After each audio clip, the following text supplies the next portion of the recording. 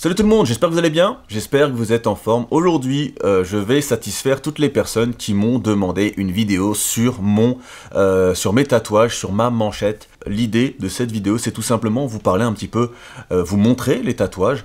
Certains sont à peu près cicatrisés, d'autres ne sont pas encore cicatrisés et vont faire l'objet de retouches. Mais voilà, l'idée c'est de vous parler un petit peu de leur signification, vous parler aussi un petit peu de la douleur, selon où je me suis fait tatouer, où est-ce que j'ai le plus mal. Donc je respecte totalement les personnes qui trouvent que les tatouages ça fait pas beau, ça fait beauf, ça fait mauvais genre. Mais voilà, respectez aussi ceux qui adorent ça et qui en définitive se moquent totalement de la vie des autres et se font plaisir. C'est mon cas, je me moque totalement de ce que peuvent penser mon entourage de mes tatouages. Moi personnellement je les adore et c'est tout ce qui compte. Écoutez, on commence, donc on va partir de la main jusque au haut du corps. Le premier tatouage, donc c'est celui-ci, donc sur la main. Alors sur la main, j'ai un crâne dont de la fumée qui sort de ce crâne. Alors pourquoi ce tatouage? Tout simplement, alors je tiens à faire quand même une petite parenthèse, je ne prône pas la consommation de la drogue. Selon moi, chacun devrait être libre de faire ce qu'il veut, consommer ou non.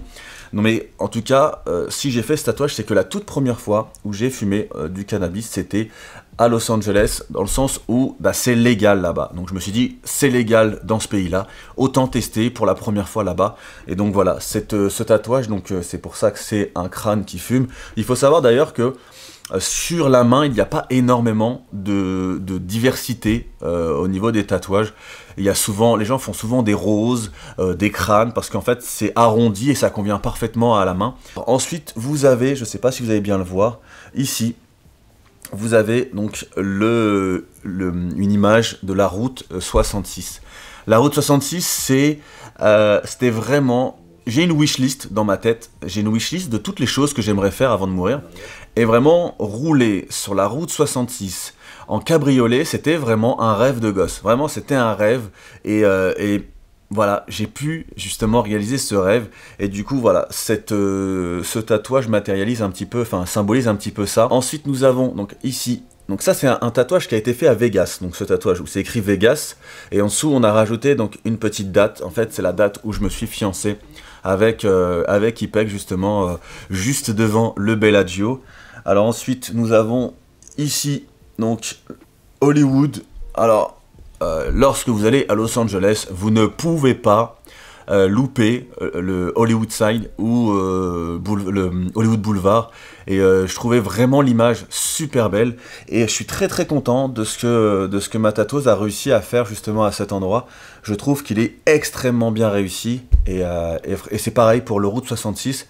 Le Route 66, on voit vraiment il y a vraiment une impression de profondeur, donc vraiment je suis très très content de ce que ma tatoueuse a fait. Il faut savoir qu'elle allait un petit peu dans de l'inconnu, dans le sens où elle n'a pas l'habitude de faire ce genre de tatouage et elle est franchement assez extrêmement bien débrouillée. Donc là c'est un panneau de la zone 51. Alors la zone 51, il faut savoir encore une fois que nous sommes avec Ipek les premiers français à avoir fait une vidéo sur la zone 51 et y être allé, et que la vidéo elle est quand même pas mal fonctionné. Ensuite, il y a eu d'autres vidéos qui ont été publiées, surtout avec, vous savez, le petit buzz qu'il y a eu autour de la zone 51 avec le groupe Facebook qui voulait envahir la zone 51. Ensuite, il y a eu le grand JD qui a fait une vidéo justement sur la zone 51. Je lui avais conseillé, parce qu'il passait pas très loin, et je regardais ses stories sur Insta, et je lui ai dit, mec, il faut absolument que tu ailles faire une vidéo sur la zone 51, tu verras, avec ta façon à toi de faire les vidéos, tu verras que ça cartonnera. Et la vidéo a cartonné, donc voilà. En tout cas, c'était une petite fierté, et du coup, j'ai eu envie donc, de me le faire tatouer. Donc j'ai un petit panneau zone 51 avec un alien, et juste derrière, on voit qu'un vaisseau est en train de kidnapper un humain qu'on voit ici. Donc voilà, ça c'était pour matérialiser un petit peu cette vidéo. On ne peut pas louper donc le Las Vegas qui est ici. Donc Las Vegas, il y a aussi des roulettes, des dés et des cartes. Alors ça, ce n'est pas pour dire que je suis addict aux jeux d'argent, pas du tout, c'est pas du tout mon délire les jeux d'argent. Par contre, ça symbolise un petit peu le fait que je suis un joueur. Un compétiteur. En fait, pour moi, tout peut devenir une compétition amicale ou non. C'est-à-dire que des fois avec Ipek, on est en train de jouer par exemple à Warzone, on joue à Warzone, et vraiment de rien, ça peut partir en compétition entre elle et moi, et voilà, ça matérialise un petit peu ça. Je suis très très joueur, j'aime beaucoup faire des compétitions de tout et n'importe quoi, vraiment. Ici, juste en dessous, donc je sais pas si vous allez le voir, il y a une multitude d'étoiles. Et donc cette étoile-là qui est... donc c'est écrit Monsieur le V12 avec un logo YouTube. Alors ça matérialise tout simplement... je considère, même si aujourd'hui je n'ai plus du tout l'influence que j'ai pu avoir à l'époque sur YouTube, je considère avoir été important, voilà, pour YouTube, enfin en tout cas pour la communauté Call of Duty YouTube. Et du coup c'était une manière pour moi de dire qu'en gros... mec, t'as compté sur la scène YouTube à une certaine époque, donc voilà, t'as le droit à ton étoile sur Hollywood Boulevard, mais voilà, c'est sur mon Hollywood Boulevard à moi, donc voilà, il y a quelques petites étoiles. Nous avons une arme, donc ça c'est le Smith & Wesson 500, et ça c'est une rose avec $1. Donc pourquoi ce tatouage-là? Vous le savez, j'ai fait quand même pas mal de vidéos aux États-Unis où je allais en stand de tir. Alors forcément, le stand de tir, c'est quelque chose qui est très... je fais pas l'apologie des armes à feu, mais c'est vrai que, ayant beaucoup joué aux jeux vidéo, ayant regardé pas mal de films d'action, forcément, nous les hommes, les armes, ça nous intrigue, et du coup, voilà, le fait d'avoir pu tirer quand même avec un nombre incroyable d'armes, parce que vraiment, je pense que si je devais faire le listing de toutes les armes avec lesquelles j'ai pu tirer à force, j'ai dû faire au moins 10 voyages aux États-Unis. Donc voilà, j'ai quand même eu la chance de tirer avec pas mal d'armes. Et du coup, voilà, j'ai eu envie de me faire tatouer l'arme qui m'a le plus impressionné. L'arme qui m'a le plus impressionné, c'est même pas le Barrett 50 avec sa munition et son recul incroyable. En fait, c'est vraiment cette arme qui est juste insane. Vraiment, si un jour vous avez l'occasion de tirer avec le Smith & Wesson 500, c'est une arme avec un recul de dingue. Bien au-dessus du Desert Eagle que j'ai aussi testé. Vraiment, cette arme est juste timbrée. On le voit. Donc ça, c'est l'un des tatouages les plus récents. C'est pour ça qu'ils sont assez sombres avec celui-ci, que je vais vous parler un petit peu après. Ce tatouage-là, il va nécessiter des retouches parce que c'est au niveau du coude. Et c'est vrai que l'encre tient assez peu au niveau du coude. Et en plus, vu que je suis, vous le savez, hein, je joue beaucoup à Warzone. Et en fait, j'ai tendance un petit peu à mettre mes coudes sur mes accoudoirs de chaise gaming. Et du coup, je pense que ça n'a pas du tout aidé. Et là, on le voit qui s'efface. Alors, je sais pas si je vais le faire retoucher dans sa globalité ou si simplement je vais peut-être l'éclaircir un peu avec des touches de blanc. Parce que là, il est très sombre. Je ne sais pas s'il va rester sombre comme ça. Et je voudrais qu'il soit harmonisé avec le reste du bras. Parce qu'en fait, ce que j'aime, le fait qu'il se soit un petit peu effacé, et ça matérialise bien ce que moi j'aime chez les Mustangs. En fait, j'adore les Mustangs, mais pas forcément les nouvelles Mustangs, pas les Mustangs récentes. J'aime beaucoup les vieilles Mustangs, vous savez, surtout celle de 1967 Fastback. Elle est juste somptueuse. Est-ce que le fait de le laisser un petit peu abîmé, délavé, ça ferait pas un petit peu vintage, voilà, ça ferait un petit peu vintage, donc je sais pas, pour le coup je suis encore un peu indécis, je sais pas si vous allez bien le voir, mais en tout cas vous le verrez en plan de coupe. Ici c'est Venice Beach, en fait il fallait que je voulais que mon tatouage monte assez haut, pour dire honnête, j'aurais même voulu qu'il monte sur le trapèze, donc peut-être que je referai un autre tatouage derrière. Et donc là c'est Venice Beach, donc pour ceux qui connaissent, et c'est un endroit assez réputé à Venice Beach. Il y a beaucoup de personnes qui vont faire des photos là parce que c'est un endroit mythique. Donc voilà, je me suis fait tatouer ça, et franchement le rendu est aussi très très très très beau. Donc ici nous avons, donc vous pouvez le voir, je sais pas si vous le verrez forcément mieux en plan de coupe, mais voilà, c'est un petit démon, un ange, mi-ange, mi-démon. Et en fait, de base, le tatouage, il n'était pas du tout comme ça. En fait, je me suis inspiré d'un tatouage existant, et j'ai demandé à ma tatoueuse, en fait, de prendre les traits de Pingik, d'Ipek, et d'essayer de les intégrer au tatouage. Et franchement, je trouve qu'elle a particulièrement bien réussi, et je l'adore, vraiment, c'est un de mes tatouages préférés. Alors certains vont me dire, ouais Karim, c'est un peu dangereux de se faire tatouer le visage de sa femme. Alors déjà, premièrement, il est un petit peu cartoon, hein. On voit bien que c'est pas totalement... Enfin, c'est ressemblant, mais voilà, c'est pas non plus son visage.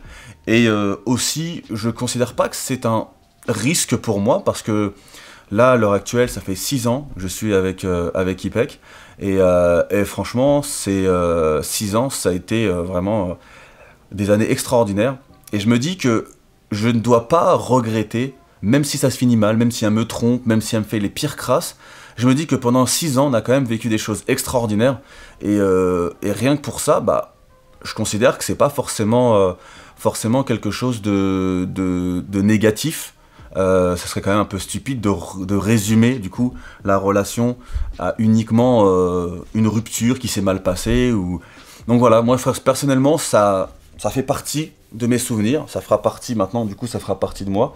Et même si ça doit se finir demain, bah, personnellement, je pense pas regretter ce tatouage. D'ailleurs, vous pouvez le voir ici, hein, sur la fesse, il y a un petit M. Donc je vous laisse découvrir, enfin je vous laisse imaginer ce que vous voulez, d'accord? Il y a celui-ci. Donc ça, c'est aussi un tatouage un petit peu souvenir des choses que je voulais faire au moins une fois dans ma vie. Vous le savez, je suis fan de muscu, même si là, à l'heure actuelle, bah, j'ai un peu perdu du muscle, tout simplement parce que j'attends avec impatience que ma salle de muscu réouvre aux horaires normales. Ça, c'est tout simplement le logo de la salle Muscle Beach. Muscle Beach, c'est une salle de muscu en plein air à Venice Beach. Et c'est entre Venice Beach et Santa Monica, à Los Angeles. Et vraiment, de toute façon, tous ceux qui ont joué à GTA doivent connaître cette salle de muscu. Elle est ultra célèbre. Et du coup, voilà, je l'ai symbolisé ici. Et puis là, vous voyez, pour ceux qui, comme moi, sont un petit peu complexés par leur vergeture. J'avais des vergetures ici qui étaient sur les pecs.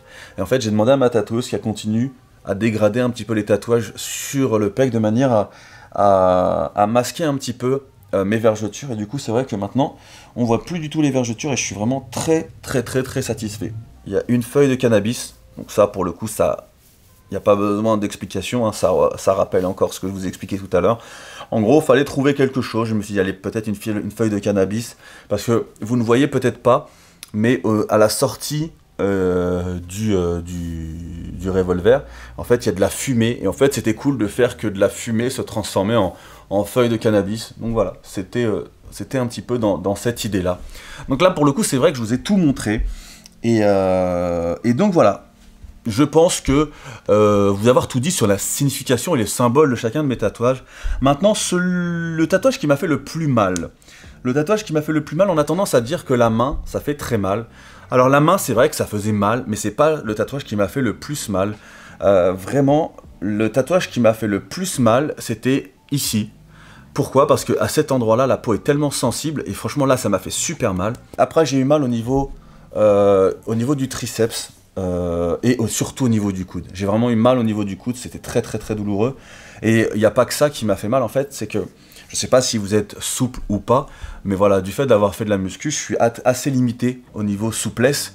Et en fait, des fois, c'était pas forcément l'aiguille qui me faisait mal, mais c'était la position dans laquelle j'étais placé. Donc, et vraiment, quand vous devez rester pendant 1 heure dans cette position-là, vous avez des fourmis et tout, et c'est vraiment désagréable. Et sur ce, voilà, j'espère que la vidéo vous aura plu. Si vous êtes des fans de tatouage, bah, je pense que ça vous aura forcément intéressé. Donc ma tatoueuse, je vous mettrai son Insta dans la description de la vidéo pour que vous puissiez voir ce qu'elle fait. Et si vous êtes intéressé par un tatouage, n'hésitez pas à aller la voir. Elle est vraiment très gentille. Je vais vraiment reprendre l'activité sur la chaîne YouTube. J'ai pris vraiment un certain temps pour me lancer sur Twitch et comment dire, à créer une certaine communauté. Maintenant voilà, je considère que j'ai quand même donné beaucoup de mon temps à Twitch et je veux pas délaisser YouTube pour autant. Allez, je vous souhaite à tous une bonne journée, une bonne soirée. Si la vidéo vous a plu, lâchez le petit like des familles, le petit commentaire et on se retrouve très vite pour une autre vidéo. Allez, salut tout le monde.